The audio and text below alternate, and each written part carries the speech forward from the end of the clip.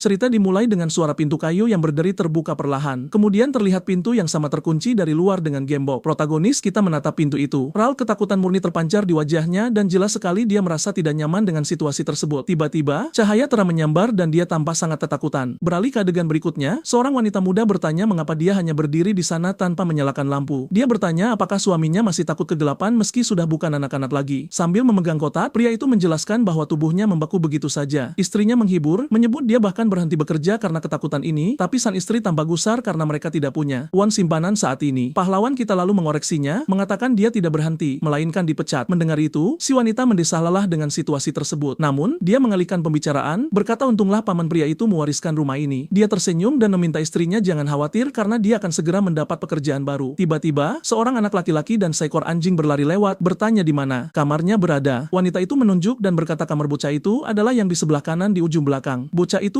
memanggil anjingnya, Zazid, dan berlari gembira menyusuri lorong. Sang ibu menatap putranya dengan tatapan penuh pemikiran sementara pahlawan kita tersenyum di belakang. Saat sampai di sana, bocah itu mengintip dari ambang pintu dan bertanya apakah kamar besar itu benar-benar miliknya. Protagonis kita memonfirmasi dan berkata jika dia tidak suka, dia bisa memeriksa kamar lain. Tapi bocah bernama Nicholas itu menjawab dia menyukai kamarnya dan anjingnya tampak setuju. Meski begitu, dia tetap ingin memeriksa ruangan lain di rumah baru itu. Melihat kegembiraan putranya, senyum tenang merekah di wajah pria itu. Istrinya lalu mendekat dan bertanya sosok seperti apa pamannya itu. Dia penasaran seperti apa paman Edmund sampai mewariskan rumah sebesar ini kepada keponakannya. Karena meski berada di ruang bawah tanah, tempat ini 5 kali lebih besar dari rumah lama mereka. Jujur saja, protagonis kita mengaku dia juga tidak ingat pamannya dengan baik. Dia bilang Edmund adalah satu-satunya kerabat ibunya dan selalu mengawasinya tumbuh besar. Satu-satunya ingatannya adalah saat dia masih kecil dan sangat ketakutan sampai mengalami insiden memalukan di celananya. Istrinya tertawa dan berkata sepertinya dia sudah jadi penakut sejak kecil. Dia lalu bertanya apa yang dikatakan neneknya tentang paman Edmund. Pahlawan kita tanpa merenung dan ragu menjawab pertanyaan itu. Tiba-tiba, Nicholas menemukan pintu misterius itu dan menarik perhatian semua orang. Bocah itu berpikir pintunya tampak sangat tua dan anjingnya menggonggong ke arah sana tanpa henti. Dia juga menyadari pintu itu terkunci gembok, tapi ada celah kecil. Jadi, dengan penasaran dia menempelkan wajahnya ke celah untuk melihat ke dalam. Melalui lubang itu, si anjing menggonggong galak pada apapun yang ada di sana. Protagonis kita memperingatkan Nicholas agar tidak membuka pintu itu. Namun, istrinya pun penasaran dan berjalan menuju pintu misterius tersebut. Dia bertanya-tanya apakah itu sebuah gudang bawah tanah, dan Nicholas sangat bersemangat mendengarnya, tapi pria itu panik dan berkata mereka mutlak tidak boleh membukanya. Mengabaikan peringatan, Nicholas berteriak bahwa mereka harus membukanya untuk melihat isinya. Si anjing juga gelisah dan menggonggong lebih keras ke arah pintu. Protagonis kita lalu kehilangan kendali dan berteriak agar jangan membuka pintu ruang bawah tanah itu. Teriakan itu begitu keras, hingga istri dan Nicholas membeku karena terkejut. Bahkan Zazid kecil pun bingung dengan reaksi berlebihan pemiliknya. Pahlawan kita lalu mengulangi dengan tegas bahwa pintu ruang bawah tanah itu tidak boleh dibuka. Nicholas yang bingung bertanya mengapa tidak. Merasa heran dengan perilaku ayahnya, Jonathan kehilangan kata-kata, tidak tahu harus bilang apa pada putranya. Istrinya juga ikut bertanya mengapa mereka tidak bisa membuka pintu tersebut. Dengan terbata-bata, protagonis kita mencoba mencari alasan dengan cepat. Dia lalu berkata ruang bawah tanah itu penuh tikus dan istrinya langsung panik. Beralih ke malam hari, kita melihat bulan purnama bersinar di langit berbintang. Adegan berubah dan sekarang kita berada dalam kilas balik saat pria itu mengunjungi neneknya. Duduk di meja, dia tampak sangat khawatir tentang sebuah surat yang dia baca. Neneknya menjelaskan bahwa paman Edmund meninggalkan surat ini untuk disampaikan kepadanya. Protagonis kita lalu bertanya orang seperti apa pamannya itu. Sambil menyesap tehnya, wanita tua itu menjawab bahwa Edmund selalu menjadi anak yang sangat istimewa. Dia bilang sejak kecil, dia sering membuat masalah dengan membongkar mainan dan jam. Neneknya menutup cerita dengan mengatakan dia bahkan mengotak-atik kulkas dan merusak semua makanan. Nenek melanjutkan bahwa Edmund membangun tempat persembunyian dan kakeknya yang sabar pun akhirnya kehilangan kendali karena hal itu. Dalam kemarahan, kakeknya akhirnya menghancurkan persembunyian bocah itu. Hari itu, hubungan Edmund dengan keluarganya hancur total. Pahlawan kita mencoba meremahkannya, tapi neneknya bilang keadaan menjadi lebih buruk saat dia menjadi pelajar. Jonathan lalu menyebutkan bahwa ibunya, Sylvie, selalu bilang paman Edmund adalah seorang jenius. Neneknya tersenyum dan membenarkan bahwa Sylvia sangat percaya pada potensi kakaknya. Terlebih lagi, dia juga tahu Edmund bukan sekadar pembuat masalah biasa. Dia mendeskripsikannya sebagai seseorang yang tidak cocok dengan orang lain. Protagonis kita bingung dengan deskripsi tidak cocok tersebut. Untuk menjelaskan, nenek menantangnya dengan teka-teki yang dibuat Edmund saat berusia 11 tahun. Pria itu membual bahwa dia ahli dalam hal ini dan mulai mengotak-atik batang korek api, tapi dia tidak bisa menyelesaikannya dan dengan frustrasi menanyakan jawabannya pada nenek. Nenek lalu mulai menjelaskan apa yang dikatakan Edmund yang berusia 11 tahun tentang tantangan itu. Bocah itu biasa berkata, kau harus berpikir secara berbeda untuk menemukan jawaban yang benar. Setuju dengan hal hal ini, Nenek berdiri dan mengambil kotak dari rak. Di dalam kotak, dia menunjukkan surat yang ditinggalkan Edmund dengan permintaan khusus. Surat itu harus diberikan kepada Jonathan Wells jika terjadi sesuatu padanya. Protagonis kita lalu mengambil amplop itu dengan ekspresi yang sangat serius di wajahnya. Dia menatap kertas itu, tampak sangat khawatir dengan isi pesannya. Kembali ke masa kini, rumah baru itu masih berantakan penuh kotak dan pintu bawah tanah misterius itu tetap terkunci dengan aura menyeramkan. Keesokan harinya, matahari cerah menyinari jendela bangunan tempat mereka tinggal. Di pagi hari, pahlawan kita berpamitan pada keluarganya, mengatakan dia akan pergi. Istri dan Nicholas mengeluh karena dia harus pergi pagi-pagi sekali tepat setelah pindah. Dia meminta maaf dan berkata orang yang akan dia temui hanya punya waktu hari ini, tapi pria itu tampak gugup seolah menyembunyikan sesuatu. Istrinya menatapnya dan bertanya bukankah dia bilang butuh keluar juga. Mengabaikan pertanyaan itu, dia memperingatkan Nicholas agar tidak membuka pintu untuk orang asing. Kembali ke masa lalu, pahlawan kita melihat foto lama di dinding rumah. Neneknya bila itu adalah ibunya dan paman Edmund. Lalu dia bertanya bagaimana pamannya meninggal. Nenek mengungkapkan bahwa dia disengatawan dan berita itu bahkan masuk surat kabar. Pahlawan kita terdiam, tampak terkejut dengan informasi aneh ini. Dia lalu bertanya apakah ada orang lain yang mengenal paman Edmund dengan baik. Nenek bilangnya, dan Edmund punya teman masa kecil yang sering dia temui. Tiba-tiba, seorang pria besar berwajah serius muncul di pintu sebuah rumah. Protagonis kita tampak gugup dan terintimidasi oleh kehadirannya. Dia lalu menyapanya, memanggilnya Tuan Jinjus Brazele. Sambil duduk untuk mengobrol, secangkir teh disajikan untuk mereka berdua di meja. Brazele memulai dengan mengatakan bahwa Edmund Wells adalah pria yang penuh misteri. Dia bilang mereka belajar biologi bersama, tapi dia lulus di bidang botani. Sementara itu, paman pria itu menekuni bidang yang berbeda, yaitu bakteri. Brazele menjelaskan penelitiannya adalah untuk memahami sel yang paling primitif karena Edmund percaya bahwa manusia hanyalah kumpulan sel. Sang teman lalu berpikir sejenak tentang cara menggambarkan kepribadian pamannya, dan akhirnya dia menyimpulkan bahwa Edmund adalah seseorang yang sedikit di luar norma. Menatap keluar jendela, Brazele berkata bahwa saat ini dia semakin sering memikirkan Edmund. Pahlawan kita lalu menyebutkan dia mendengar pamannya sedang menulis ensiklopedia. Mendengar ini, Brazele memberikan senyum yang sangat aneh dan misterius kepada pemuda itu. Sementara itu, kembali ke rumah baru, bel pintu tiba-tiba berbunyi. Melalui lubang intip, sosok bayangan tak dikenal muncul di sisi lain pintu. Pria itu memperkenalkan diri sebagai Janu dan berkata dia di sini untuk pekerjaan penjiri dan buku. Curiga, Nicholas kecil membuka pintu sedikit saja untuk mengintip. Melihat itu hanya seorang anak kecil. Bocah itu menyuruh orang asing itu kembali. Di lain waktu, tapi pria itu bersikeras dan menatap bocah itu dengan pandangan aneh. Nicholas tetap curiga sementara anjingnya, Zazie, tetap waspada. Janu bertanya apakah ada orang dewasa dan berkata bahwa Profesor Wells yang memesan layanan tersebut. Bocah itu menjelaskan paman buyutnya telah meninggal dan mencoba membanting pintu di depannya. Namun, pria itu lebih cepat dan mengganjal pintu dengan kakinya agar tidak tertutup. Dia menyampaikan belasungkawa dan bertanya apakah pamannya meninggalkan banyak dokumen. Nicholas terdiam, matanya menunjukkan bahwa dia sangat takut dengan semua ini. Brazele menjadi sangat bersemangat dan berkata bahwa ide ambisius ini adalah gaya klasik Edmund. Protagonis kita lalu bertanya apakah dia pernah mendapat kesempatan melihat ensiklopedia ini. Brazele menatapnya dengan tatapan serius dan tetap diam. Selama beberapa detik, Janu mencoba memaksa masuk, tapi Nicholas menghentikannya dengan seluruh kekuatannya sambil tersenyum jahat. Dia berkata pasti ada mat merah di rumah itu. Matanya berubah merah saat dia mengungkapkan nama dari apa yang disebut ensiklopedia pengetahuan. Kembali ke percakapan, Brazele bertanya apakah dia ingin tahu jika dia pernah melihat ensiklopedia itu. Dia menjawab tidak dan menjelaskan bahwa Edmund kemungkinan menyembunyikannya seperti harta karun. Pahlawan kita sepertinya memahami situasi tersebut dan tampak merenung sejenak. Dengan senyum lega, dia merasa lebih tenang dengan jawaban sang teman. Sementara itu, Nicholas berhasil menutup pintu dan berteriak bahwa tidak ada hal seperti itu di sana. Pria di luar terdiam, tampak frustrasi dengan situasi tersebut. Protagonis kita lalu teringat teka-teki itu dan bertanya apakah Brazele tahu jawabannya. Dia tersenyum dan membenarkannya. Karena Edmund sering menggunakan tes ini, pahlawan kita merasa antusias, mengira dia akhirnya akan menemukan jawaban teka-teki itu. Di luar dugaan, Brazele tersenyum dan berkata dia tidak bisa memberinya jawaban. Dia menjelaskan bahwa setiap orang harus menemukan jalannya sendiri. Dan pria kita merasa frustrasi. Mengalihkan pembicaraan, protagonis menyerahkan surat yang ditinggalkan pamannya. Brazele lalu mengambil amplop itu dan mulai membaca pesan dengan ekspresi serius. Isi surat itu adalah jangan pernah turun ke ruang bawah tanah, apapun yang terjadi. Pria kita lalu bertanya apakah dia pernah mendengar sesuatu tentang ruang bawah tanah ini. Teman sang paman menutup matanya dan tanpa berpikir mendalam tentang pertanyaan itu. Dia lalu berkata tidak pernah mendengar apapun dan pahlawan kita tampak sangat kecewa. Tapi Brazele menambahkan jika Edmund meninggalkan pesan seperti itu, pasti itu sesuatu yang serius. Dengan tatapan gelap, dia memperingatkan bahwa protagonis harus mematuhi perintah itu. Jonathan cukup terkejut dengan intensitas teman mendiang pamannya. Berganti adegan, kita kembali ke rumah yang tenggelam dalam kegelapan malam. Di lorong, kotak-kotak pindahan masih menumpuk di dekat pintu ruang bawah tanah. Pintu terkunci itu tampak semakin menyeramkan dan menakutkan dalam dalam kegelapan. Tiba-tiba, anjing Zazit mengeram galak ke arah pintu bawah tanah. Seketika, pintu itu berderi terbuka sedikit dengan sendirinya, mengeluarkan suara aneh. Protagonis kita lalu menyadari anjingnya hilang dan bertanya-tanya kemana dia pergi. Putranya, Nicholas, duduk di lantai dengan wajah sangat sedih dan mengonfirmasi dia belum menemukannya. Jonathan mencoba menenangkan bocah itu dan menyuruhnya terus mencari dengan tenang. Tapi istrinya muncul dan berkata dia yakin Zazit masuk ke ruang bawah tanah. Dia lalu menunjuk gumpalan bulu anjing tepat di depan pintu. Pahlawan, kita mencoba menyembunyikan ketakutannya dan berkata mungkin anjing itu pergi ke jalanan. Keluarganya berteriak, itu mustahil karena pintu depan terkunci sepanjang waktu. Istrinya lalu menyerahkan gembok itu dan menyuruhnya menggunakan keahlian dari pekerjaan lamanya. Sambil terbata-bata, pria kita menolak dan mengulangi bahwa mereka tidak bisa masuk ke ruang bawah tanah. Istrinya hilang kesabaran dan berteriak, bertanya mengapa mereka tidak bisa melakukannya. Semua orang mulai menekan Jonathan, tapi dia tetap membeku ketakutan dalam momen panik. Dia teringat memori mengerikan dan menjadi syok. Wanita itu menunjuk ke celah pintu dan berkata itu cukup besar untuk dilewati anjing. Dengan tetesan keringat yang mengalir, pahlawan kita menatap pintu itu dengan ngeri. Kegelapan total dari celah pintu seolah menelan. Seluruh cahaya di lorong. Protagonis kita gemetar ketakutan, benar-benar lumpuh di tempat. Sementara itu, keluarganya memanggilnya, memintanya untuk segera membukanya. Pintu ruang bawah tanah tetap di sana, sebuah ancaman yang sunyi dan gelap. Dengan wajah basah oleh keringat dingin, pahlawan kita tampak sangat ketakutan. Terbata-bata, dia mencoba mencari alasan untuk menghindari. Membuka pintu, lalu dia menyarankan untuk mencari di luar dan bahkan memanggil penampungan hewan. Pria itu bahkan berkata jika mereka tidak bisa menemukan anjing itu, mereka bisa memelihara yang lain. Nicholas menjadi marah dan berteriak bahwa Zazit adalah temannya dan tidak bisa digantikan. Istrinya juga marah dan bertanya apakah dia sudah benar-benar gila. Tidak tahu harus bilang apa, Jonathan terdiam, tampak sangat menyesal. Wanita itu lalu berkata dia mengerti ketakutannya, tapi dia sendiri yang akan masuk ke sana. Dia memperingatkan suaminya jika dia tidak membuka pintunya, dia sendiri yang akan merusak gemboknya karena tidak ada pilihan lain. Protagonis kita berbalik dan berjalan perlahan ke depan. Akhirnya, dia mengepalkan tinju, tampak seperti baru saja membuat keputusan yang sangat sulit. Dengan tatapan mantap, Jonathan berkata bahwa dia sendiri yang akan turun ke ruang bawah tanah. Istri dan putranya terkejut, menyadari dialah yang akan melindungi keluarga. Jadi, pahlawan kita bersiap-siap. Mengambil pipa besi dan senter, dia memperingatkan mereka untuk tidak mengikutinya dan dalam keadaan apapun jangan memanggil polisi. Nicholas, yang tidak mengerti apapun, bertanya mengapa mereka tidak boleh memanggil polisi. Pria kita menjelaskan itu tidak boleh terjadi karena polisi juga akan masuk ruang bawah tanah saat mencoba bersikap keren. Dia bilang itu hanya ruang bawah tanah dengan beberapa tikus menjijikan, tapi kenyataannya, dia tidak bisa memberitahu mereka yang sebenarnya atau mereka mungkin akan pindah. Setelah membuka gembok, dia berpikir untuk mengunci pintu dari dalam demi keamanan. Dan begitulah, protagonis kita turun sendirian ke kegelapan ruang bawah tanah. Wajahnya dipenuhi ketakutan. Dia menatap apa yang ada di bawah sana dengan ngeri. Dia gemetar tak terkendali, dan matanya yang melebar menunjukkan kepanikan murni yang dia rasakan. Melalui celah, keluarganya mengintip dengan cemas, dan Nicholas memanggil namanya dengan lembut. Istrinya lalu meneriakkan namanya. Menyadari ada sesuatu yang sangat salah, dia menyuruh suaminya menarik napas dalam-dalam, tapi dia tetap terpaku dalam keadaan. Shao, istrinya menyemangati melalui celah, bertanya apakah dia bisa melewati ini. Keringat menetes di wajah pahlawan kita saat dia menghadapi tantangan tersebut. Akhirnya setelah tenang, dia menarik napas dalam untuk mengumpulkan keberanian dan masuk. Dia lalu mencengkeram pipa besi yang dipegangnya lebih erat, menembuskan napas, dia mempersiapkan diri untuk apapun yang mungkin dia temukan di bawah sana. Pria itu lalu menoleh ke keluarganya dan berkata bahwa semuanya baik-baik saja. Dia meminta mereka untuk tidak khawatir dan mulai menuruni tangga perlahan. Tapi saat dia mengambil langkah pertama, dia merasakan sensasi dingin yang aneh di tulang punggungnya. Menoleh ke belakang, dia melihat keluarganya masih mengintip cemas melalui pintu. Dia lalu melanjutkan turun, memasuki kegelapan total ruang bawah tanah. Istri dan putranya menatap kegelapan saat dia menghilang dari pandangan. Pahlawan kita menuruni tangga batu yang panjang, menerangi jalan. Dia berhenti sejenak dan bertanya-tanya tentang tangga misterius ini. Protagonis kita bertanya-tanya seberapa jauh sebenarnya tangga ini menjorok ke bawah. Sina Center mengungkapkan bahwa ruang bawah tanah itu sebenarnya adalah gua besar. Di ujung gua, sebuah cahaya menyinari objek bulat yang aneh. Tiba-tiba, kaki panjang yang tipis mulai muncul perlahan dari dalamnya. Tepat setelah itu, lebih banyak kaki menjuntai dari objek misterius tersebut. Makhluk itu kemudian menampakkan dirinya sebagai semut raksasa dan melangkah ke lantai gua. Pada saat yang tepat, makhluk-makhluk bumi yang sedang hibernasi mulai terbangun. Darah mereka, yang tadinya membeku, kini mencair dan mulai mengalir normal kembali. Jantung mereka mulai berdetak lagi, dan arus hangat mengalir melalui tubuh mereka, dan bahkan sendi-sendi mereka yang kompleks mulai bergerak sekali lagi. 12 semut pertama yang terbangun berkumpul dalam kegelapan gua. Mereka memiliki misi untuk membangunkan yang lain dan pergi keluar untuk mengumpulkan energi panas. Salah satu semut kemudian mulai menggali ke dalam sesuatu yang tampak seperti tubuh berbulu. Kita melihat bahwa tinggi mereka 1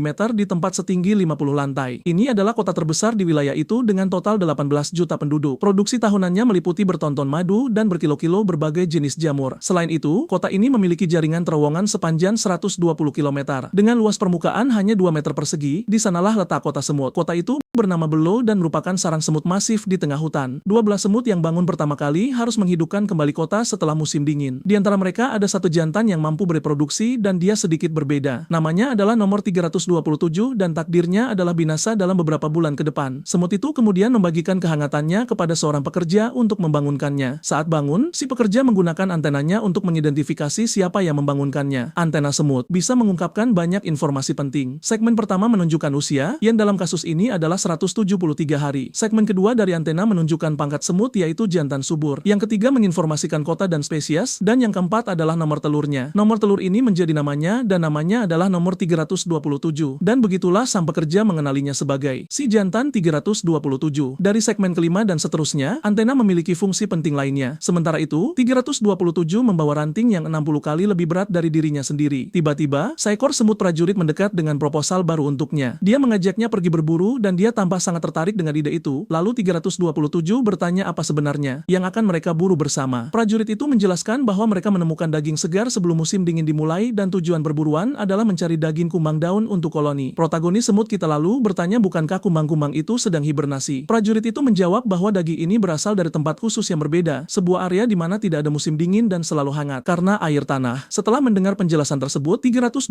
setuju untuk ikut berburu. Di luar, sarang semut bersiap untuk musim baru yang dimulai. 28 penjelajah berkumpul untuk ekspedisi pertama musim ini. Kelompok itu tampak sangat berpengalaman dan terbiasa dengan perjalanan jarak jauh. Mereka perlengkapannya lengkap dan bekas luka pertempuran di tubuh mereka menunjukkan kekuatan mereka. Kelompok itu kemudian mulai berbaris melalui hutan untuk mencari sumber daya. Mereka berjalan berjam-jam tanpa henti menuju tujuan mereka. Di jalan, mereka melewati beberapa kota saudara dari federasi yang sama. Salah satunya adalah Lubacon, kota penghasil biji-bijian terbanyak di seluruh wilayah. Ada juga Gilicanin yang mengirim tentara untuk menaklukkan kota-kota rayap. Kota lainnya adalah Setabanakin, laboratorium kimia yang memproduksi asam format, dan Libioen yang memfermentasi madu menjadi alkohol dengan rasa resin. Semut api tidak hanya tinggal di kota, tapi juga membentuk federasi. Beloin adalah bagian dari federasi muda berusia 50.000 tahun. Kisahnya bermula saat ratu pertama tersesat dalam badai. Dia mendirikan Beloin dan menciptakan federasi yang ada. Saat ini, kelompok penjelajah itu kemudian tiba di Lilicon, kota paling barat. Di dekatnya, sebuah padang rumput akan segera dipenuhi oleh semut-semut prajurit. Ke arah utara, mereka melihat kota musuh bernama Shajifu. Untungnya, musuh-musuh itu masih tidur karena musim dingin. Jejak aroma yang memandu mereka berakhir dan mereka harus mengikuti jejak kaki. Tiba-tiba, sang protagonis berteriak. Kesakitan dan sesuatu yang tak terduga terjadi. Salah satu semut dalam kelompok ditangkap oleh tanaman karnivora yang licik, dan 327 berteriak putus asa bahwa mereka harus menyelamatkan kawan mereka. Tapi prajurit itu menjelaskan bahwa setelah ditangkap oleh tanaman tersebut, penyelamatan adalah hal yang mustahil. Satu-satunya hal yang bisa mereka lakukan adalah meninggalkan tanda peringatan bagi yang lain. Jadi kelompok itu melanjutkan perjalanan ke barat, meninggalkan semut itu di belakang. Mereka bergerak maju tanpa menoleh ke belakang, mengabaikan bahaya yang mengelilingi mereka. Tiba-tiba, salah satu semut berhenti dan sepertinya telah menemukan petunjuk baru. Dia bilang feromon yang dia cium menandai pintu masuk ke gua terdekat. Kelompok itu akhirnya mencapai tujuan mereka dan bersiap untuk masuk. Di dalam gua, mereka menemukan aliran sungai air yang bergolak. Saat mereka mendekat, mereka menyadari itu adalah mata air panas dengan air yang hangat. Tapi kegembiraan mereka tidak bertahan lama karena sesuatu yang aneh mulai terjadi. Sebuah bola gelap raksasa muncul dari air dan menakuti semua semut. Prajurit itu lalu meminta mereka tenang dan mengungkapkan itu hanyalah kumbang kotoran. Dia bilang biarkan saja lewat karena rasanya tidak enak dan cangkangnya terlalu berat. Tak lama kemudian, seekor cocopat muncul dan para semut bersiap untuk menyerang. Salah satu dari mereka berteriak bahwa yang ini rasanya enak dan melancarkan serangan tepat sasaran. Asam itu mengenai si cocopat telak dan makhluk itu menjerit kesakitan akibat benturan tersebut. Dengan mangsa yang berhasil ditumbangkan, kelompok itu merayakan daging lezat yang mereka dapatkan. Berkat mata air panas, banyak mangsa tetap terjaga di sekitar sana dan mereka berpesta. Tapi tiba-tiba, bayangan raksasa muncul dan menyerang kelompok semut. Makhluk misterius dengan mata bercahaya itu tampak sangat berbahaya. Prajurit itu kemudian menunjuk dan berkata itu adalah makhluk yang mereka cari. Makhluk terbang itu menyerang dengan ledakan sonik, menyebabkan kerusakan masif. Serangan itu membuat batu-batu berterbangan kemana-mana, mengenai beberapa semut. 327 panik dan bertanya-tanya bagaimana mereka akan menghentikan monster itu. Prajurit itu menjelaskan bahwa itu adalah kelelawar dan dia hanya menggertak karena ketakutan. Dia lalu memerintahkan semua orang untuk menyerang kelelawar dengan asam format. Makhluk itu terkena serangan telat dan menjerit kesakitan akibat serangan massal tersebut. Asam dengan konsentrasi 40% itu bekerja sebagai korosif yang mematikan. Dengan kelelawar yang dikalahkan, 27 semut yang sisanya melanjutkan misi mereka. Mereka menjelajahi gua-gua hanyut dan mengumpulkan semua makanan yang mereka bisa temukan. Untuk menandai wilayah mereka melepaskan feromon seolah-olah menancapkan bendera. Tanda kimia ini menentukan wilayah baru Federasi Below. Ekspedisi pertama musim ini menyelesaikan misinya dengan sukses total. Di luar, matahari bersinar terang melalui dedaunan hijau di hutan. Dengan makanan yang telah dikumpulkan, kelompok itu bergegas pulang sebelum malam tiba. Jika malam tiba dan suhu turun, tubuh mereka akan kaku karena kedinginan. Dari Maret hingga Oktober, semut bekerja tanpa henti. Tapi dalam dingin, mereka tidur. Itulah mengapa ekspedisi panjang jarang terjadi, dan semut-semut ini sangat berani. Dalam perjalanan pulang, mereka sekali lagi bertemu dengan tanaman karnivora yang berbahaya. Salah satu semut menyarankan untuk mencabut tanaman itu dan membawanya kepada Ratu Velukuni. Sebagian besar menganggap ide itu terlalu sulit dan terlalu berbahaya untuk diambil risikonya. Mereka berargumen bahwa mereka tidak punya cukup semut untuk membawa tanaman itu, tapi salah satu dari mereka berkata bahwa mengendalikan tanaman karnivora akan menjadi kekuatan besar. Namun sang prajurit mengakhiri diskusi dan memerintahkan semua orang mengumpulkan feromon. Mereka kelelahan dan matahari sudah terbenam di cakrawala. Akhirnya, kelompok itu memutuskan untuk membatalkan ide tersebut dan meninggalkan tanaman karnivora. Mereka melanjutkan perjalanan pulang melalui hutan lebat. Di sepanjang jalan, salah satu semut menemukan bunga kuning yang belum pernah dia lihat sebelumnya. Semut lain menyarankan untuk membawa bunga itu kepada Ibu Ratu karena beliau pasti akan sangat senang. Mereka memutuskan meninggalkan tanaman karnivora, tapi mengambil bunga yang tidak dikenal itu. Semut yang menemukan bunga itu bergegas menyusul sisa kelompok, tapi saat dia menyentuh batang bunga, sesuatu yang sangat aneh terjadi padanya. Tiba-tiba, semua semut di sekitarnya jatuh ke tanah dalam keadaan tidak sadarkan diri. Semut-semut yang tidak pingsan bertanya-tanya apa yang sebenarnya terjadi, dan 327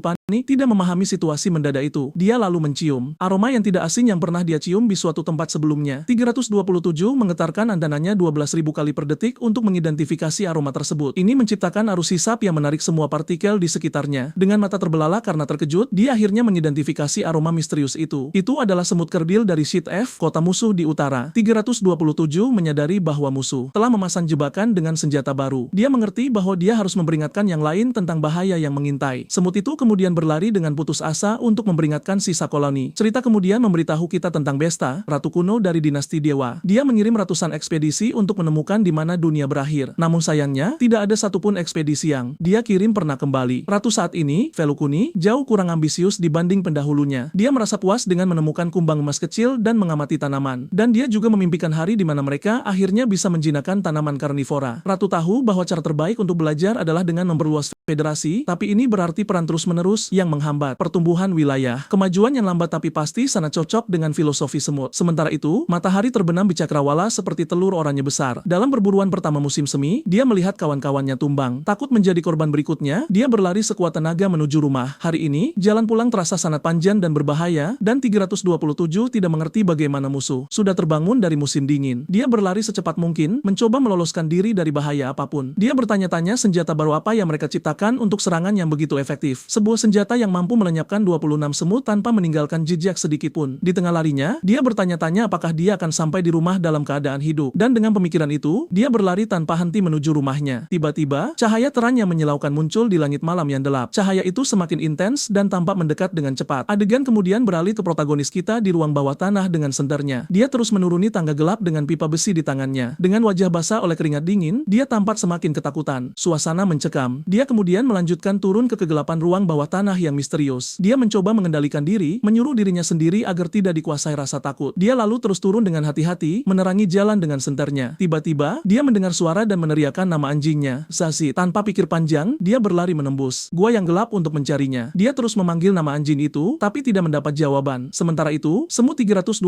berhenti di ujung jejak aroma. Dengan bingung, dia melihat sarang semut bokoan di kejauhan dan terkejut dengan pemandangan itu. Puncak kota yang sedang dibangun itu tampak menyentuh bulan di langit malam. Dia menyadari hari sudah malam dan khawatir akan suhu dingin yang mendekat. Parah, semut di pintu masuk menyuruhnya segera masuk sebelum suhu menjadi terlalu dingin. Salah satu dari mereka menjelaskan bahwa pintu-pintu ditutup agar hawa dingin tidak masuk, tapi 327 meminta mereka menunggu sebentar karena dia perlu memperingatkan mereka tentang bahaya. Dia kemudian tiba di pintu masuk sarang semut sambil gemetar karena kedinginan dan kelelahan. Semut lain bertanya-tanya siapa itu dan menyebutnya semut liar, tapi dia mengidentifikasi dirinya sebagai semut dari Beloin, sama seperti mereka semua. Semut-semut lain menyadari bahwa dia dalam kondisi yang buruk dan sangat lelah. merasakan kelelahannya, seorang pekerja menawarkan makanan kepada 327. Dia nyaris tidak bisa berdiri, tapi dia menerima bantuan kawannya itu. Keduanya kemudian berbagi makanan melalui perut sosial mereka. Merasa segar kembali, 327 berterima kasih dan berkata semut pekerja itu telah menyelamatkan nyawanya. Dia lalu berlari untuk melaporkan apa yang terjadi dan memperingatkan bahwa ini keadaan darurat. Semut-semut lain bingung dan bertanya apa yang sedang terjadi. 327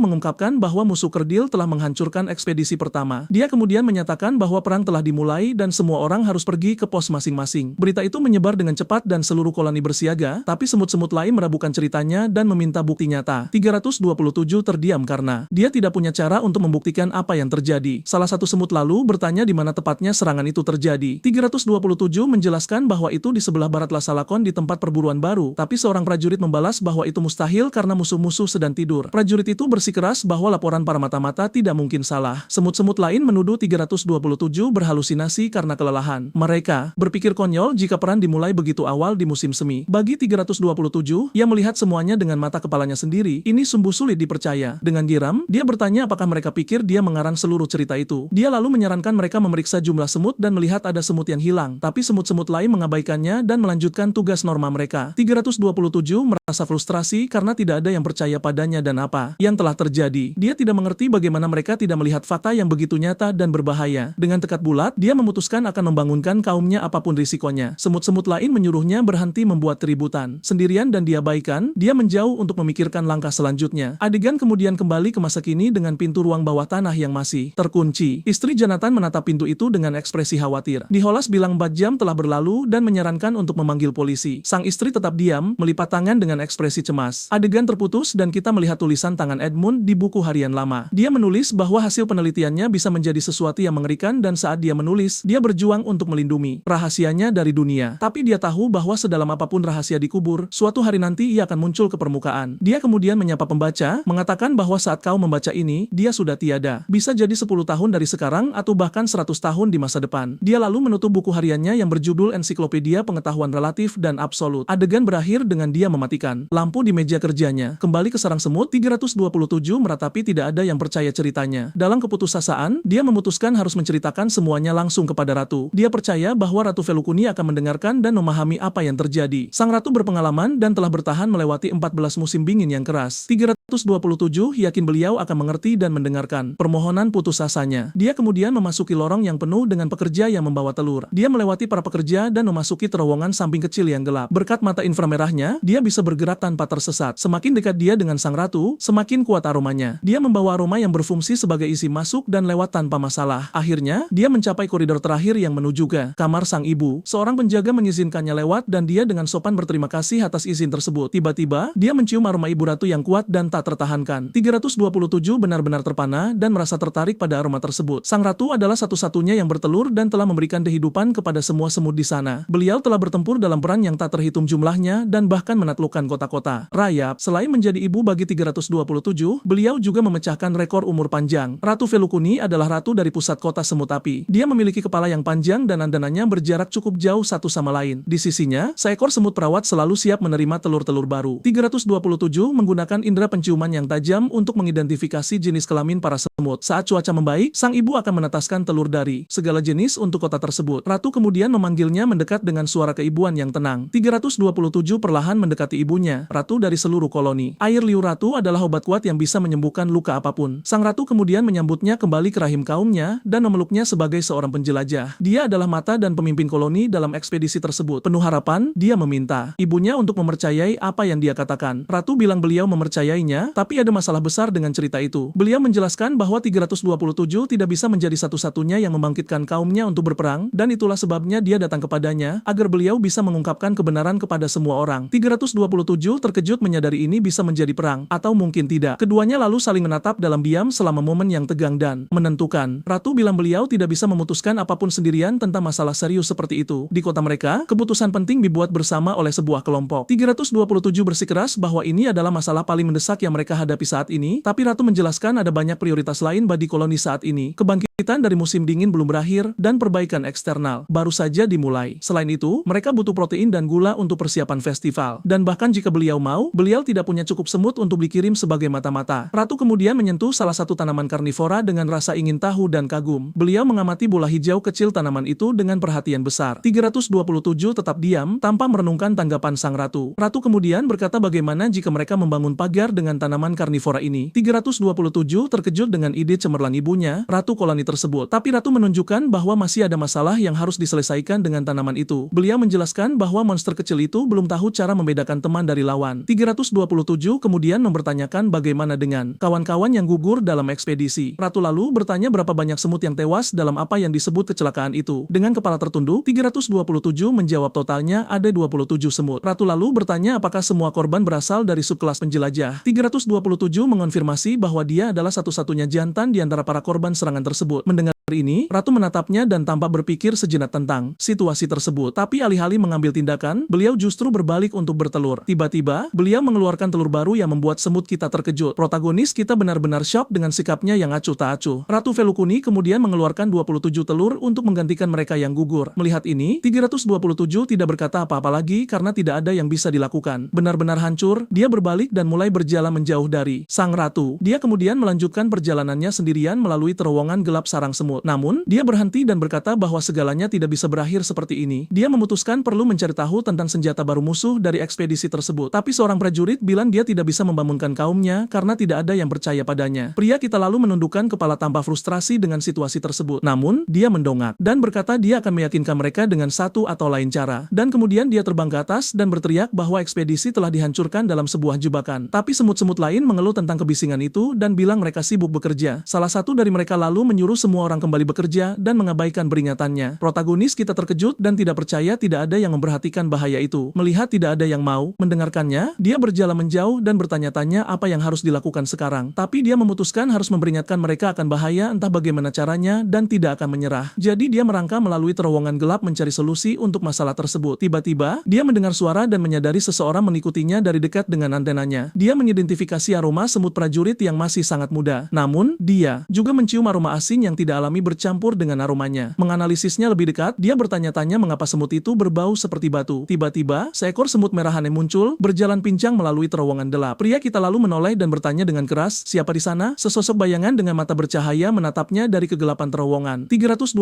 lalu menoleh dan bertanya mengapa semut itu mengikutinya seperti itu. Dengan firasat buruk, dia memutuskan harus keluar dari sana secepat mungkin. Tiba-tiba, semut merah lainnya muncul dari langit-langit dan menatapnya dengan kebencian. Ki kemudian menyadari bahwa yang satu ini juga memiliki bau batu yang aneh itu. Tanpa peringatan, makhluk itu menerkamnya, menjatuhkannya ke tanah. Protagonis kita kemudian menyadari, dia benar-benar dikepung oleh mereka. Dia mencoba berteriak bahwa dia berasal dari kota yang sama dan mereka tidak boleh menyerangnya. Tapi semut-semut itu mengabaikannya dan menahannya di tanah dengan kekuatan besar. Dia lalu bilang feromonnya membuktikan dia bukan musuh koloni. Semut itu lalu mendekat dan mulai menggosokkan tubuhnya ke tubuh 327. Ki menyadari semut itu mencoba menghapus aromanya dan tidak mengerti mengapa. Dalam kepanikan, dia menjerit karena tanpa aromanya, dia akan berhenti eksis. Tidak mampu melawan, dia bertanya-tanya apakah ini akhirnya dan bagaimana dia akan pergi. Ki lalu berteriak dan bertanya mengapa mereka mencoba menghapusnya dari dunia. Sebuah cahaya terang muncul dan dia pikir begitulah cara dia akan menghilang selamanya. Tapi tiba-tiba gempa bumi yang kuat mengguncang segalanya dan melempar semut-semut itu menjauh. Sebuah patung kemudian muncul dan bertanya mengapa ada begitu banyak kekerasan di antara saudara. Adegan kemudian beralih ke Nicholas yang sedang menonton program keagamaan di televisi. Siaran itu berakhir dan mengungkapkan bahwa itu disponsori oleh sebuah merek susu. Bocah itu lalu bertanya kepada ibunya kapan ayahnya akan kembali dari ruang bawah tanah. Istri Jonathan tetap diam, tanpa sangat khawatir dengan keterlambatan tersebut. Tiba-tiba, dia kehilangan kesabaran dan berkata tidak bisa menunggunya lebih lama lagi. Dia memutuskan untuk memanggil polisi, tapi sebuah suara menghentikannya sebelum dia mengangkat telepon. Itu adalah protagonis kita yang kembali dari ruang bawah tanah, dalam keadaan kotor dan memegang sesuatu. Istrinya sangat marah dan berteriak bahwa tentu saja dia khawatir. Pada saat itu, Nicholas kecil mulai berteriak histeris dan menangis. Alasannya adalah pahlawan kita sedang memegang tubuh anjing kecil itu. Zazid, Nicholas berlari ke arahnya, meneriakkan nama temannya dalam kepanikan. Bocah itu memohon agar anjing kecil itu bangun, tapi sepertinya sudah terlambat. Dia kemudian ambruk di lantai dalam keadaan syok total melihat pemandangan mengerikan itu. Tapi yang paling aneh adalah ekspresi Jonathan, yang tampak tidak merasakan apa-apa. Istrinya juga kehilangan kata-kata dan tidak mengerti apa yang terjadi di ruang bawah tanah. Benar-benar hancur. Nicholas kecil terus menangis keras di lantai. Istrinya lalu menatapnya dan bertanya, apa apa yang sebenarnya terjadi di bawah sana di ruang bawah tanah, tapi protagonis kita tetap diam, memegang tubuh anjing itu tanpa mengucapkan sepatah kata pun. Ki lalu menyundingkan senyum aneh dan mengerikan yang tidak sesuai dengan situasi. Melihat itu sang wanita benar-benar ketakutan dengan sikap suaminya. Adegan kemudian beralih ke tubuh anjing kecil yang terbaring di atas kain di lantai di samping temannya. Nicholas kecil terus menangis tanpa henti sedetik pun. Pahlawan kita lalu menyarankan untuk menguburnya di pemakaman mahal dengan foto. Bocah itu setuju dan berkata anjingnya, Zazit, layak mendapatkan setidaknya sebesar itu, tapi Jonathan menyarankan untuk memelihara anjing lain dan bahkan memilih ras Maltese. Istrinya tetap diam, menatap suaminya dengan syok total. Dia memperhatikannya dengan tatapan curiga, menyadari ada sesuatu yang sangat salah. Ekspresinya kemudian berubah, dan dia tambah serius serta sangat kesal. Dengan marah, dia menatapnya dan bertanya, apa sebenarnya yang ada di bawah sana di ruang bawah tanah? Protagonis kita lalu memalingkan muka dan tidak menjawab pertanyaannya. Dengan senyum sinis, dia berbohong dan berkata, sama sekali tidak ada apa-apa di sana. Wanita itu lalu mendekat dan keduanya saling menatap dalam keheningan yang tegang. Dia lalu membentaknya dan bertanya apakah dia sadar seperti apa rupanya dan menunjuk ke arah anjing itu. Mengatakan itu tanpa seperti baru melewati penggiling daging. Wanita itu lalu benar-benar kehilangan kesabarannya dan bertanya apa yang terjadi pada Zazit. Nicholas kecil memperhatikan orang tuanya bertengkar dengan air mata di matanya. Protagonis kita lalu berlutut di lantai dan meletakkan tanya di kepalanya. Dia bilang ruang bawah tanah penuh tikus yang menyerang dan melahap anjing itu. Istrinya lalu mempertanyakannya, bertanya mengapa tikus-tikus itu tidak menyerangnya juga. Dia lalu berdiri dan menghadapi istrinya dengan tatapan yang sangat aneh dan kosong. Nicholas kecil dan ibunya tetap curiga dengan cerita sang ayah. Dia lalu berkata tikus-tikus itu takut padanya karena dia jauh lebih besar dari anjing. Tapi istrinya berteriak bahwa itu tidak masuk akal dan bertanya apa yang dia lakukan selama 8 jam. Dia lalu menunjuk ke pintu dan bertanya apa sebenarnya yang ada di ruang bawah tanah itu. Jonathan lalu bilang dia juga tidak tahu karena tidak bisa sampai ke ujungnya. Istrinya terkejut dan bertanya apakah dia tidak pergi sampai ke ujung ruang bawah tanah. Pahlawan kita mengonfirmasinya, mengatakan tempat itu terus menjorok ke bawah. Dia berteriak bahwa setelah 8 jam, dia masih belum mencapai ujung jalan. Dia menjelaskan bahwa dia berhenti ketika menemukan anjing itu terluka parah dan memuji keberaniannya. Sementara Nicholas menangis, dia bilang sungguh luar biasa bagaimana seekor anjing kecil bisa bertarung begitu lama. Tapi istrinya tetap curiga dan bertanya di mana tepatnya dia berhenti. Jonathan lalu menggunakan rasa takutnya pada kegelapan sebagai alasan karena tidak pergi lebih jauh. Ki bilang siapapun akan berbalik karena dia tidak bisa berjalan dalam kegelapan total dan memikirkan keluarganya membuatnya berhenti berjalan lurus menuju kematiannya sendiri. Tergerak oleh penjelasan itu, istri dan Nicholas akhirnya tampak mempercayainya. Protagonis kita lalu memeluk istrinya untuk mencoba menenangkannya. Dia menyarankan untuk menyegel pintu dan tidak pernah membicarakan apa yang terjadi di ruang bawah tanah lagi. Namun, dia berubah pikiran dan berkata masalahnya belum selesai. Istrinya lalu menatapnya, benar-benar bingung dengan perubahan sikapnya. Ki mengungkapkan bahwa ada area dengan dinding merah yang tidak bisa dia lewati. Di samping tubuh temannya, Nicholas kecil terus menangis terseduh-seduh. Protagonis kita lalu berkata dia selalu membenci kegelapan dan itulah sebabnya dia merasa ngeri. Tapi matanya berubah merah dan dia bilang dia tidak bisa berhenti karena dia sudah dekat dengan ujungnya. Istrinya terkejut dan bertanya apakah dia benar-benar ingin kembali ke tempat itu. Jonathan mengonfirmasinya dan mengungkapkan itu adalah jalur yang sama yang diikuti mendiang pamannya, Edmund. Mendengar nama pamannya, sang istri menjadi semakin bingung dan tidak menangkap hubungannya. Pria itu menjelaskan bahwa dia perlu mencari tahu apa yang dilakukan pamannya di ruang bawah tanah itu. Wanita itu benar-benar ketakutan oleh tekad aneh suaminya. Dia lalu memohon padanya, mengatakan jika dia benar-benar mencintai mereka, dia tidak boleh kembali ke ruang bawah tanah. Nicholas kecil juga menjadi putus asa dan berteriak agar ayahnya tidak turun lagi. Pahlawan kita menatap lantai, seolah mengabaikan permohonan keluarganya. Ki lalu berkata tidak ada cara lain dan dia harus kembali ke kegelapan. Pria kita mengaku dia selalu menyedihkan dan menyerah pada tanda bahaya sekecil apapun. Dia melanjutkan bahwa dia tidak pernah menyelesaikan apapun yang berbahaya dan tidak pernah sukses dalam hidup. Akhirnya, dia meratapi dirinya karena tidak pernah berjuang sampai akhir dan mengambil risiko. Dan karena itu, dia menjadi pria yang tidak mengerti bagaimana dunia bekerja. Istrinya lalu berkata dia bicara omong kosong dan itu tidak benar, tapi dia menyela dan berkata dia tidak bisa hidup dalam kepompong selamanya. Ki lalu melepas kemejanya dan berkata ruang bawah tanah adalah kesempatannya untuk keluar dari kepompong itu. Wanita itu tetap diam, menatapnya dengan ekspresi serius dan khawatir. Tiba-tiba, sang istri mengejutkannya dan berkata jika dia pergi, dia akan ikut bersamanya. Tapi pahlawan kita menolak tawaran itu dan berkata tugas ini adalah miliknya sendiri dan tidak ada yang diizinkan mengganggu jalannya menuju kegelapan. Ki lalu mendekati putranya dan menenangkannya sambil berkata dia akan memberinya teka-teki. Nicholas kecil menatapnya dengan mata berkaca-kaca tapi tetap memperhatikan. Tantangannya adalah membentuk 4 segitiga sama sisi hanya dengan 6 batang korek api. Ki lalu berkata bahwa kau harus berpikir secara berbeda untuk menemukan jawaban yang benar. Adegan kemudian menunjukkan teka-teki 6 batang korek api yang perlu diselesaikan bocah itu. Berkat tantangan itu, Nicholas berhasil sedikit tenang dari kesedihan dan syoknya. Tapi hal yang sama tidak berlaku bagi istrinya, Lucy, yang tetap sangat marah. Malam itu, pasangan tersebut bertengkar cukup hebat tentang keputusannya, tapi protagonis kita menolak mengatakan apapun tentang ruang bawah bawah tanah. Keesokan harinya, dia memperbaiki pintu dan memasang gemboknya kembali. Ki juga mengikat satu-satunya kunci pada seutas tali dan mengalungkan di lehernya. Istrinya, Lucy, dan putranya, Nicholas, menyaksikan adegan itu dengan kecemasan yang membisu. Beralih adegan, kita kembali ke semut 327 yang sedang diserang tanpa henti. Semut-semut beraroma batu yang aneh melanjutkan serangan tanpa ampun mereka. Tanah bergetar dan batu-batu berjatuhan saat pertarungan semakin intens. Salah satu musuh kemudian menggigit kepalanya dengan keras, mencoba merobeknya, tapi dia melawan dan berhasil melepaskan diri dari cengkraman semut misterius itu. Dengan manuver cepat, dia berhasil melarikan diri dan terbang menjauh dari bahaya. 327 terbang dengan putus asa melalui terowongan untuk melarikan diri dari pengejarnya. Ki melihat ke belakang dengan bingung, tidak mengerti mengapa dia diserang oleh mereka. Tiba-tiba, dia berhenti terbang dan mendarat di tempat yang sangat aneh dan berbeda. Tanahnya retak-retak dan dia menyadari sesuatu sedang. Segala sesuatunya terasa sangat salah. Tiba-tiba, tanah mulai berguncang hebat dan 327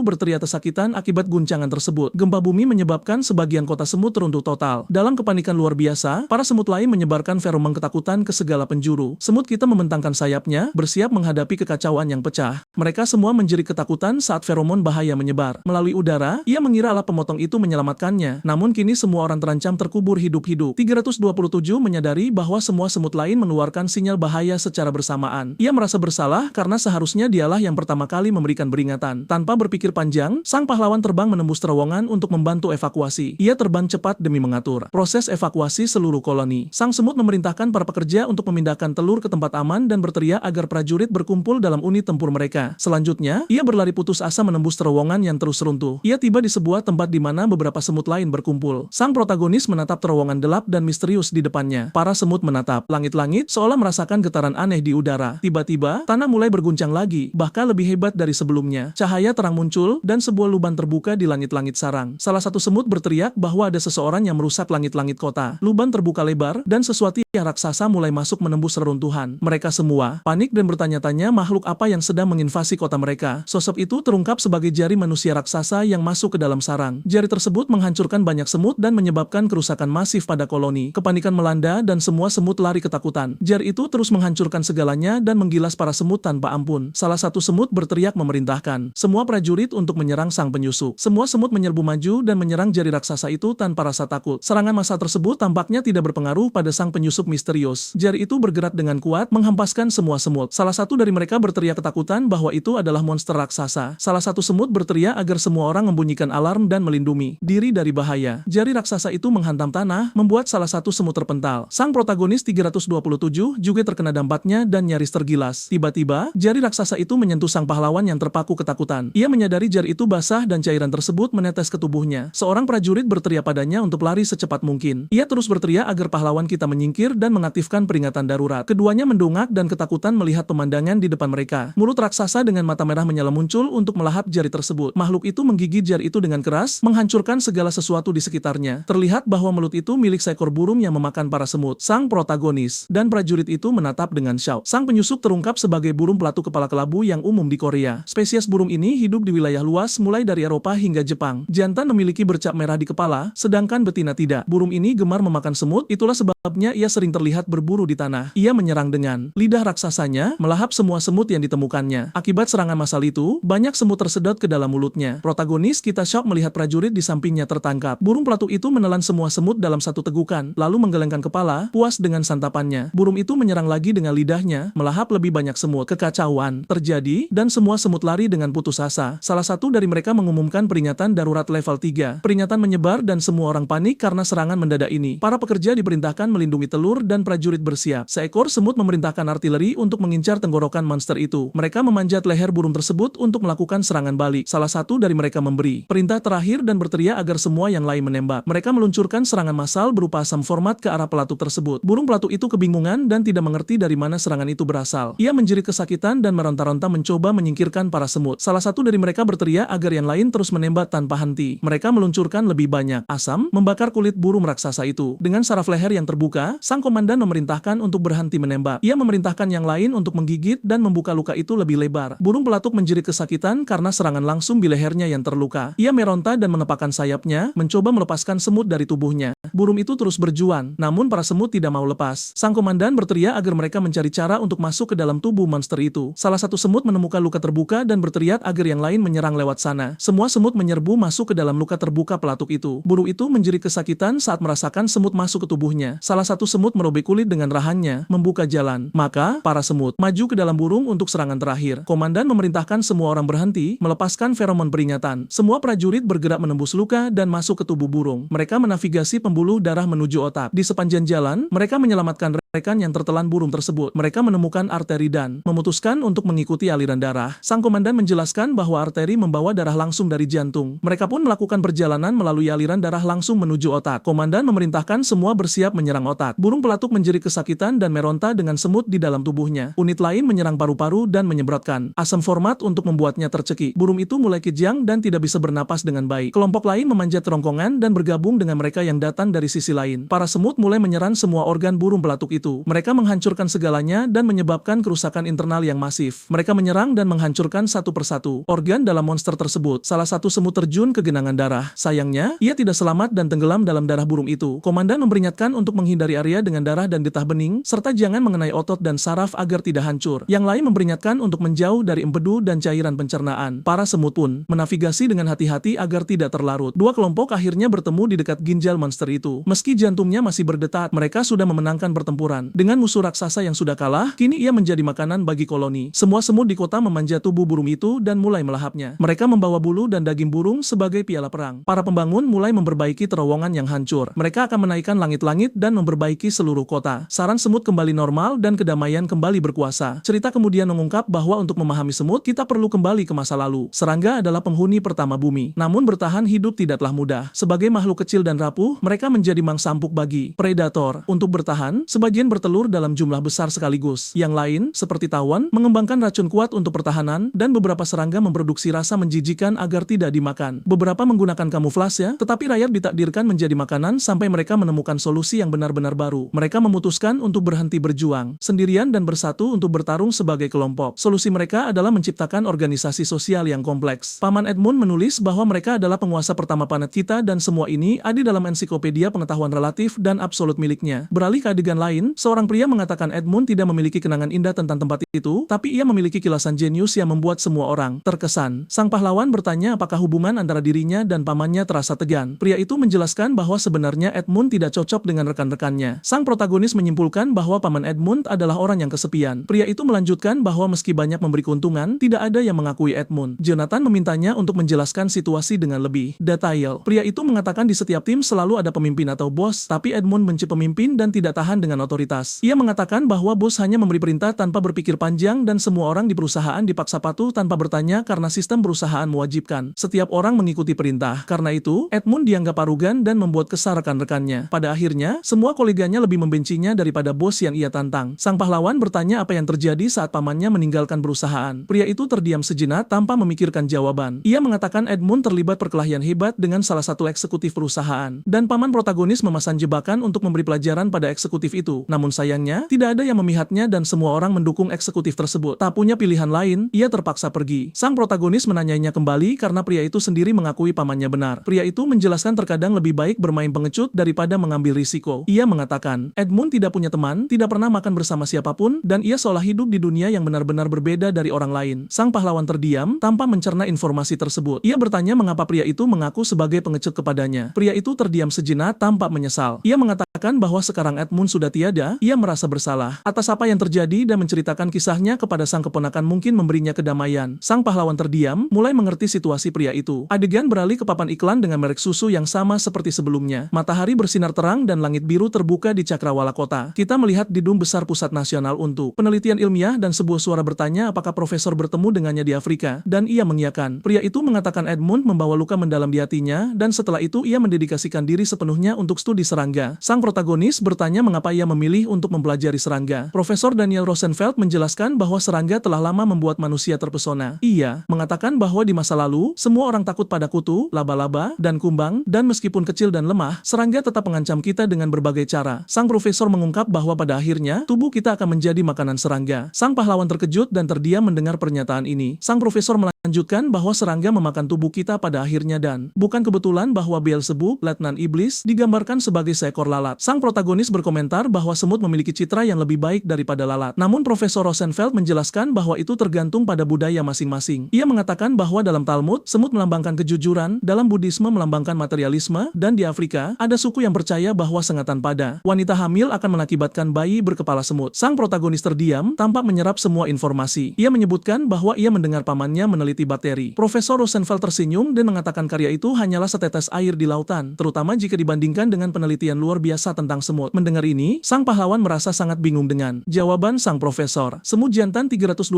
memastikan kedua penyerang yang berbau batu itu sudah pergi. Ia menghela napas lega, mengira bahaya telah berlalu untuk sementara. Sang pahlawan percaya mereka terkubur dan ia selamat karena memiliki sayap, tetapi ia segera menyadari ini hanyalah awal dari masalah yang jauh lebih besar. Karena aromanya terhapus, kini semua semut akan melihatnya sebagai penyusup. Ia bertanya-tanya bagaimana situasi bisa sampai sejauh ini dan menyalahkan kedua semut aneh tersebut. Marah, sang serangga tidak mengerti mengapa mereka berusaha menghabisi nyawanya. Ia menyimpulkan bahwa mereka pasti gila karena tidak ada penjelasan lain. Lalu sang jantan ingat bahwa semut alarm level 3 juga terasa aneh. Sendirian dalam kegelapan, ia menjadi waspada dan mencoba memahami situasinya. Ia menyadari dua semut dengan aroma batu itu tidak gila, tapi berbeda. Mereka tanpa tahu persis apa yang mereka lakukan, mungkin karena cacat genetik. Situasinya seperti sel yang menghancurkan sel lain dari jaringan yang sama. Sang jantan ingat bahwa semut perawat menyebut kanker ini sebagai penyakit. Oleh karena itu, aroma batu itu adalah bau penyakit, dan ia harus memperingatkan kaumnya. Salah satu ancaman adalah senjata rahasia musuh semut kerdil. Ancaman lainnya adalah sel kanker dari kota blokan itu sendiri. Untuk bertahan hidup, ia perlu menemukan satu-satunya semut yang bisa mengenalinya tanpa aromanya. Dan semut itu adalah ibunya, ratu dari seluruh koloni. Dengan itu, ia berlari ke zona terlarang milik ratu karena itu satu-satunya pilihan. Ia ingat kata-kata Ratu Belroy yang ditinggalkan untuk koloni. Sang raja berkata bahwa terkadang pusat bahaya adalah tempat yang paling aman. Dengan pikiran ini, sang serangga terus bergerak maju menembus kegelapan sarang. Jalan di depan penuh bahaya, tapi ia tak boleh menyerah. Di ujung jalan sempit, ia menemukan benteng kayu, zona terlarang. Tempat ini adalah tumbul pinus yang melindungi kota dari badai dan hujan. Ceritanya, Ratu Pendiri menemukan rayap di tempat ini 5.000 tahun lalu. Dan setelah perang 1.000 tahun, semut blokan akhirnya menang. Seiring waktu, populasi tumbuh, dan mereka mengikuti akar untuk memperluas kota. Sekarang zona terlarang adalah rumah eksklusif sang ibu dan penjaga khusus. Semut jantan 327 mendekati. Tunggul itu dengan langkah tidak teratur untuk menghindari kebisingan. Ia bergerak maju dengan hati-hati berharap tidak bertemu semut prajurit. Mendekati zona terlarang, ia terus melangkah dengan waspada. Namun sang pahlawan berpapasan dengan penjaga gerbang yang memblokir jalan. Penjaga gerbang ini dipilih secara genetik untuk memiliki kepala besar dan datar. Dengan cara ini, saat mereka menyumbat lubang, kepala mereka pas dengan sempurna. Sang serangga berdiri di sana mengamati rintangan di jalannya menuju ratu. Mereka membuktikan nilai mereka 780 tahun lalu dalam perang melawan semut kuning. Saat itu, semua penyintas berlari-lari ke zona terlarang. Kemudian, semut penjaga gerbang menyegel semua pintu masuk, menyelamatkan seluruh koloni. Butuh waktu 2 hari penuh bagi semut kuning untuk menembus penghalang hidup ini. Selain memblokir lubang, para penjaga juga menggigit musuh dengan rahang mereka. Para penjajah akhirnya berhasil menembus. Namun pengorbanan pintu-pintu hidup itu tidak sia-sia. Dengan melakukan itu, mereka mengulur waktu agar bala bantuan dari kota sekutu tiba. Sekarang, semut jantan 327 menghadapi salah satu penjaga gerbang ini dan mencoba meminta jalan, tetapi penjaga mengidentifikasi dirinya sebagai penyusup karena ia tidak memiliki feromon izin. Putus asa, ia meminta penjaga untuk mendengarkan dan memeriksa dananya untuk identitas diri. Penjaga itu mengabaikan permintaannya dan membunyikan alarm tentang penyusup di zona terlarang. Sang protagonis syok saat mendengar peringatan bahaya bergema di area tersebut. Semut penjaga itu menantangnya untuk mendekat agar ia bisa menyerangnya tanpa ampun. Dalam kegelapan, sang penjaga gerbang menunggu lawan tak terlihatnya mendekat untuk bertempur. Tapi penjaga itu bukan tandingannya yang bisa melihat dalam kegelapan. Tanpa pilihan, ia menyerang. Dengan rahan yang patah, semut penjaga gerbang perlahan kehilangan nyawanya. Namun, tubuhnya mengeras dan akhirnya memblokir pintu masuk dengan lebih rapat. Sang jantan tidak bisa berkata-kata, melihat jalan itu kini benar-benar tertutup. Tanpa pilihan lain, ia memutuskan menggunakan asam format pada kepala penjaga gerbang itu untuk membuka jalan. Asam mulai mengikis menangkis kepala semut yang telah mati itu, dan asap mengepul dari titik tersebut. Namun, kepalanya sangat tebal, dan ia perlu menyemprotkan asam 4 kali lagi. Akhirnya, zat tersebut berhasil melelehkan kerangka luar dan membuka lubang di jalan masuk. Akhirnya, 327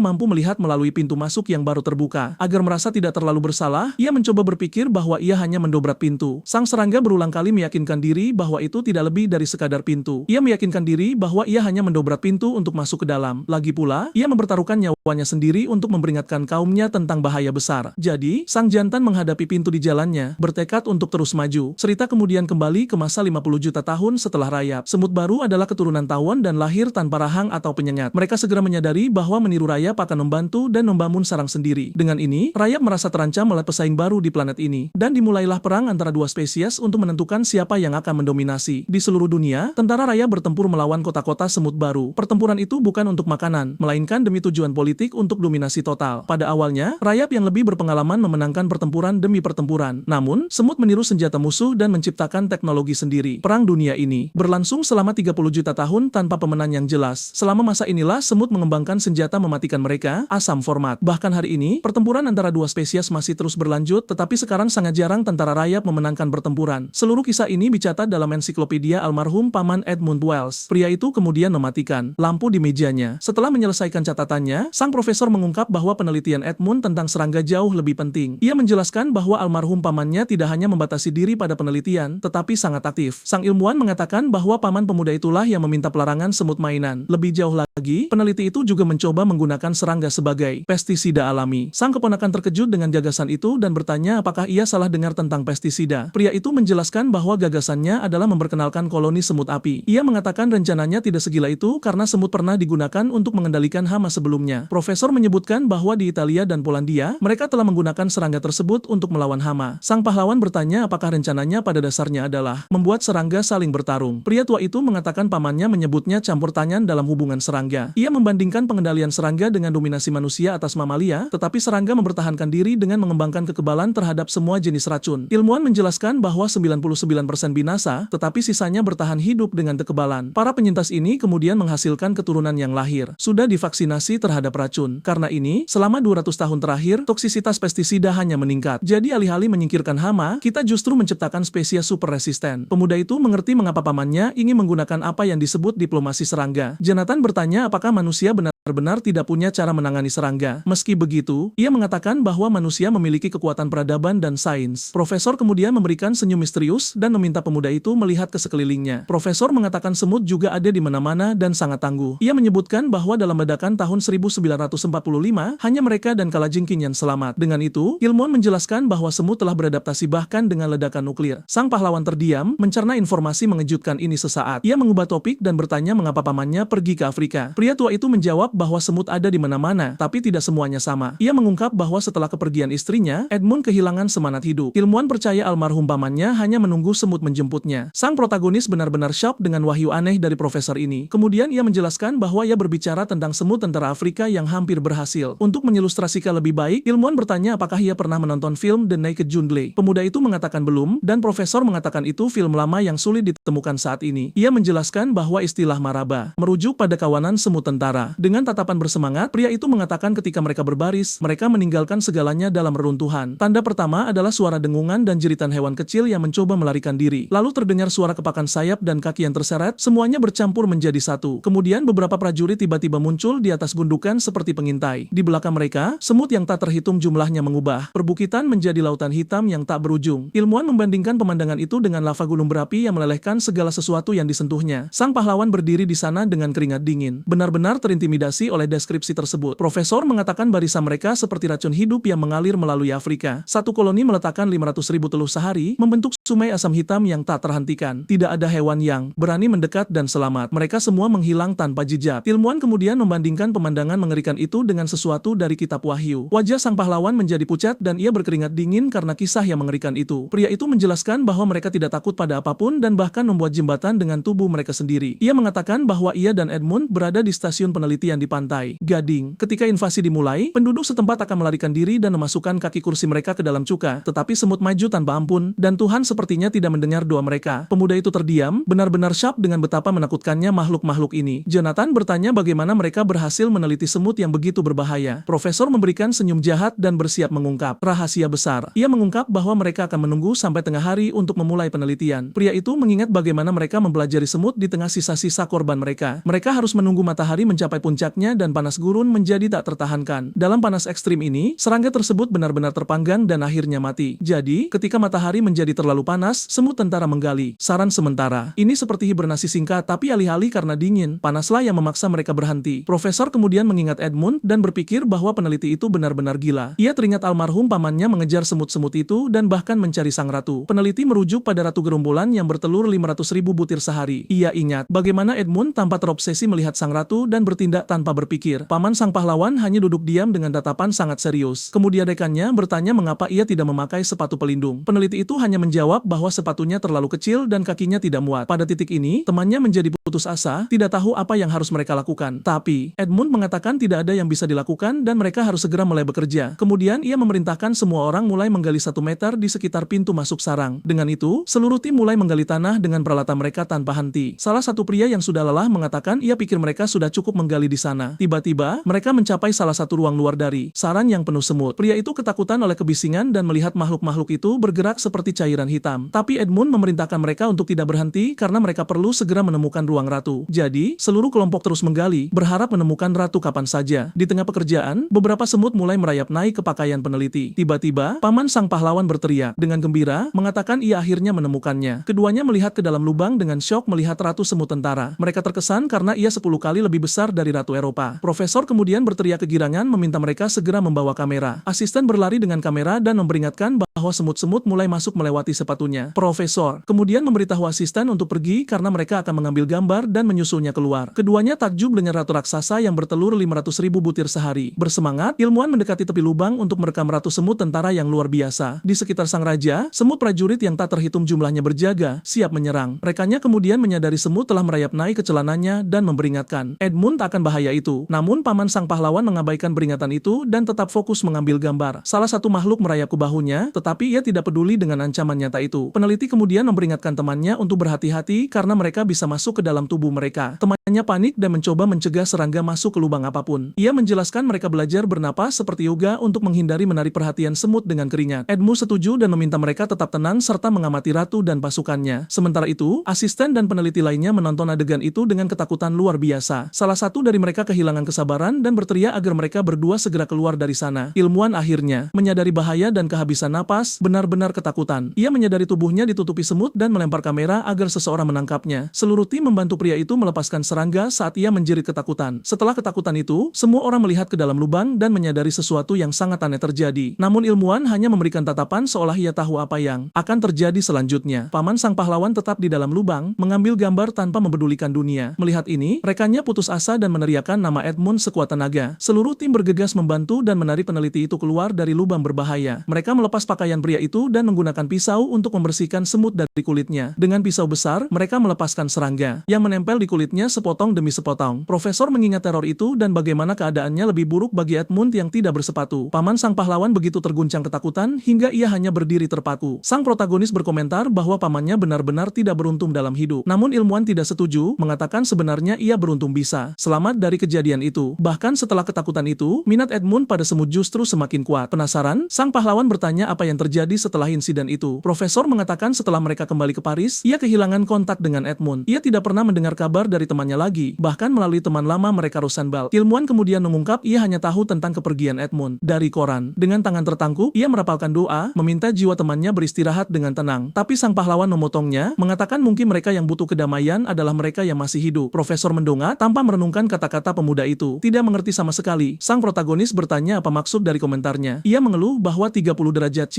di bulan April itu sulit dipercaya dan bahwa Prancis akan menjadi tropis. Tapi ia mengklaim hal ini sudah terjadi dan para entomolog mengetahuinya dengan baik. Ia menyebutkan tentang hangat yang dulunya hanya ada di Madagaskar dan kini muncul di Paris. Pemuda itu terdiam dengan wajah muram, tampak sangat tidak nyaman. Profesor kemudian menyelesaikannya dengan mengatakan jika itu sampai terjadi, kekacauan total akan pecah.